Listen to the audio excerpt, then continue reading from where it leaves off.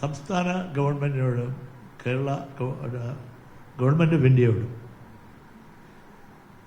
മരണാനന്തരമാണെങ്കിലും വയലാറിന് ജ്ഞാനപീഠം അവാർഡ് കൊടുക്കാൻ ശുപാർശ ചെയ്യണം. State government ശുപാർശയാണ്.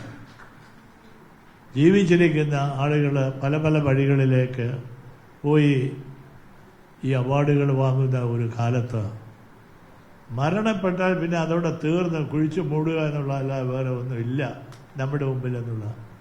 മരണമില്ലാത്തവർക്ക് അവാർഡുകൾ കൊടുക്കാൻ മരണാനന്തര അവാർഡുകളുണ്ടല്ലോ, കൊടുക്കാമല്ലോ. സംസ്ഥാന ഗവൺമെൻറ് ഈ ഗവൺമെൻറ്, ഇന്നത്തെ ഗവൺമെൻറ്, 57 ഗവൺമെൻറ് എല്ലാം വയലാർ രാമരുടെ രക്തമാണ്. വയലാറിൻ്റെ വിപ്ലവ ഗാനങ്ങളാണ് കേരളത്തിലെ ഇടതുപക്ഷ പ്രസ്ഥാനം ജനങ്ങൾ ഇഷ്ടപ്പെട്ടത്. പാർട്ടിക്കാരെയല്ല, കവിതകളെയാണ്, ഗാനങ്ങളെയാണ്, OMVയുടെ പാട്ടുകളെയാണ്, KPSC നാടകമാണ് ജനങ്ങൾക്ക് ഇഷ്ടപ്പെട്ടത്.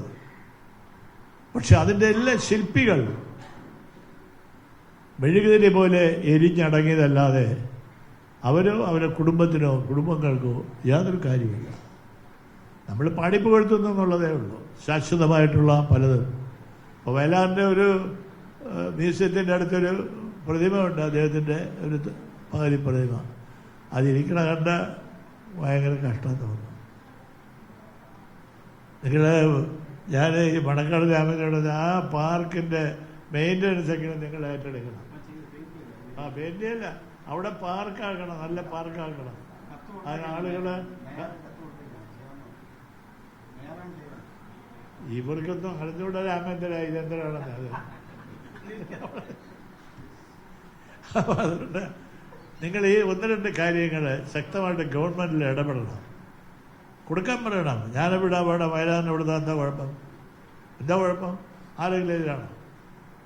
അപ്പോൾ അങ്ങനെ ചെയ്തില്ലെങ്കിൽ ഇതെല്ലാം വെറും വാഴ്ത്തിപ്പാട്ടായിട്ട് വരും. വാഴ്ത്തിപ്പാട്ടുണ്ടല്ലോ ഇപ്പോൾ, ആസ്ഥാന കവികളും കുറേ വാഴ്ത്തിപ്പാട്ടുകാരുമുണ്ട്. അതുപോലെ ഉള്ള ഒരാളല്ല.